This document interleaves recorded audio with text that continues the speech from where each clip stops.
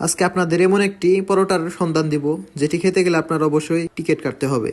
মুন্সিগঞ্জের রিকাবি বাজারের সরিষার তেলের ভাজা পরোটা, যেই পরোটা খেতে অনেক মানুষ ভিড় করে এবং দূর দূরান্ত থেকে এই সরিষার তেলের পরোটা খেতে আসে।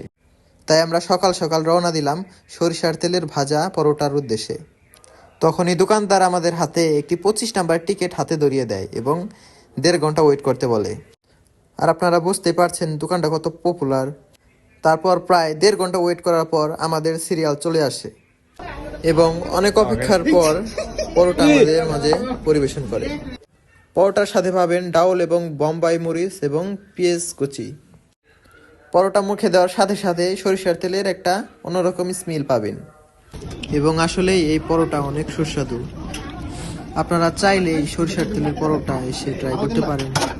এই সরিষার তেলের পরোটা পার পিস 20 টাকা এবং ডাউল 15 টাকা এবং ডিম 20 টাকা।